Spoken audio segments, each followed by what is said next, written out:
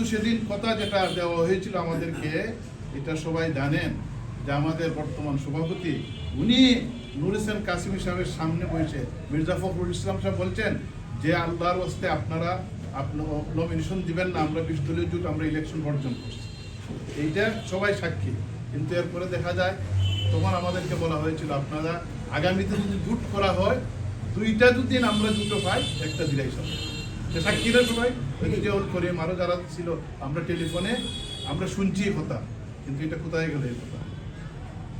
এগুলাকে আমাদেরকে নিয়ে খামখেয়ালি না ডঙ্গা, এগুলো আমরা আশা করি নাই।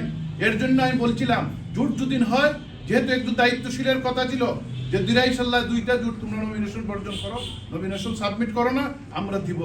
কিন্তু দেখা যায় এরপরে আমরা এর জন্য এই শক্তি নিয়েই আমি সরাউনি বলছিলাম যে জোট যদি হয় বিএনপির সাথে, দিরাইশাল্লাহ সারা জোট দিবেন। এটা কি আমার ভুল ছিল?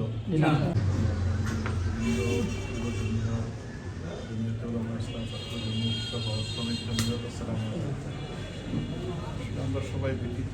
আসলে প্রথমে আমি একটা জিনিস ক্লিয়ার করা প্রয়োজন, কথা শোনা জানি আমার কথাটা যে আমরা যেদিন শটডাউন, এই সময় আমার অতটুকু আস্থা যে আমরা বহু বছর থেকে 2000 আমি তো জমিয়তের এইখানে ছিলাম 1996 থেকে 2001 সাল থেকে আমরা নির্বাচনের একটা আমেজ যে আমরা নির্বাচন করব যে কোনো মূল্যে। কিন্তু 2001 সালেও মৌলানা মহিউদ্দিন খান সাহেব, 2008 সালে ওনারা তখন নির্বাচন করার জন্য আমাদের জন্য যে উৎসাহ যে তোমরা নির্বাচন, সবসময় আমি নির্বাচনের জন্য প্রস্তুত ছিলাম। অনেকেই বলে যে আমরা তো শুনি সবসময়, কিন্তু নির্বাচন আসে না। কিন্তু এর ফ্যাক্ট কি, এটার পিছনে আমার যারা বাইরে এখানে আছে, আমার অনেক যারা নতুন প্রজন্মের, এরা কিছু জানা প্রয়োজন যে আমরা কেন নির্বাচনে আসি। 2001 সালে আমাদের পার্শ্ববর্তী এখানে দিছিল আমাদের সুনামগঞ্জ 3, 2008 সালেও সুনামগঞ্জ 3, এরপরে 18 সালেও নির্বাচনে 2003। কিন্তু আমাদের একটা আশা, আমি এই সব সময় ছিলাম, কোনো সময় নির্বাচনের বাইরে ছিলাম না। কিন্তু আজকে আমরা অত্যন্ত ব্যথিত। আমার অতটুকু আশা ছিল, হাফিজ জিয়াউল করিমিতা আপনাদের কাছে বলছেন, বলছে যে আমরা উপনির্বাচনে যাওয়ার জন্য আমরা বিএনপির সাথে 20 দলীয় জোট, এটা সবার জানার থাকা প্রয়োজন। আমরা অনেক কষ্ট, অনেক মেহনত করে নমিনেশন সব কিছু আমরা রেডি, জাস্ট সাবমিট করবো। নমিনেশন ফর্ম কিনছি, সিডি কিনছি আমরা, আলহামদুলিল্লাহ। আমাদের এই সময় মৌলানা নাজিমউদ্দিন সাহেব সভাপতি সহ অনেক সবাই ছিলেন, আমরা উৎসাহ ছিল যে নির্বাচন করব।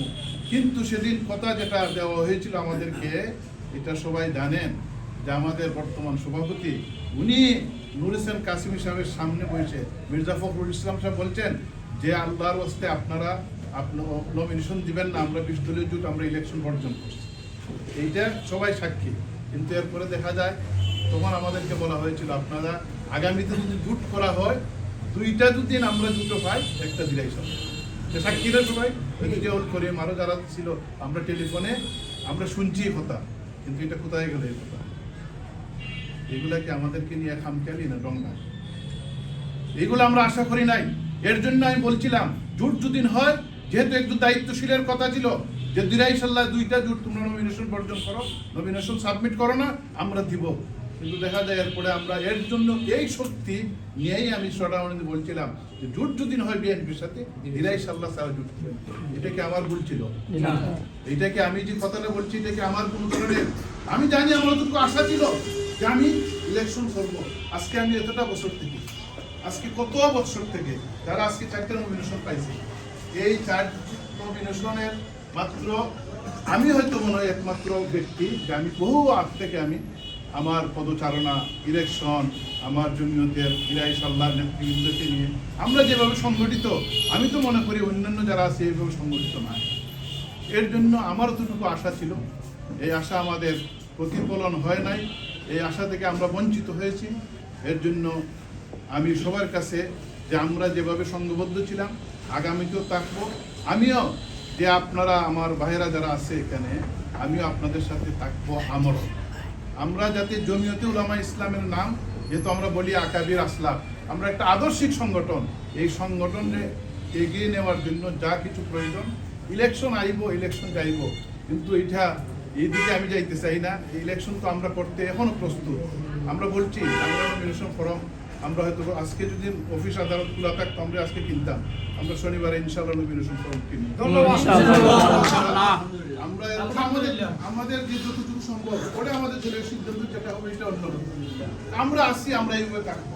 ইলেকশন এমপি হওয়া এটা বড় জিনিস না, সংঘবদ্ধ থাকা, এই যে আমানত জমিয়তের এই নাম নিয়ে এটি আমাদের সবচেয়ে বড় শক্তি। এই শক্তির জন্য আজকে আমার ভাইদের সাথে আমার যে যারা আছে গ্রামগঞ্জের কিশোর দুঃখী অসহায় মানুষের সাথে আমি থাকতে চাই। এটা আমার কাছে একটা এনজয়েবল, আমার ভালো লাগে। আজকে এতটুকু বাদ দেয়া আমার কোন স্বার্থের জন্য এখানে আইছি, আজ পর্যন্ত তো আজকে 30 বছর ধরে আছি, আমার কোনো ধরনের স্বার্থ নাই। আমি আলহামদুলিল্লাহ আন্তর্জাতিকভাবে যতটুকু সম্ভব আমি আমার কাজ করতেছি, সেই কাজগুলো দ্বারা আমার বিভিন্ন সময় আমার তারা মূল্যায়ন করে। বাংলাদেশে আসার কারণ একমাত্র কিভাবে আমরা সংঘবদ্ধ হইয়া যে আমাদের বুজুর্গানে দিন আজকে মনে পড়ে আমাদের শেখে কাজী নজরুল রহমতুল্লাহ আলাইহি, তাদের শেখা কাতিয়া, ওনাদের আদেশে আমি কাজ নেই। ওনারা কাতিয়ার শেখ সাহেব রহমতুল্লাহ আলী উনি কি জলসাতে জানি না, হঠাৎ করে ওনার মজ্জুব আমার হাত ধরে ও দিরাই সাল্লাহ এইভাবে চিল্লাইছেন যে তোমরা রে আমানত দিয়ে গেলাম ফের।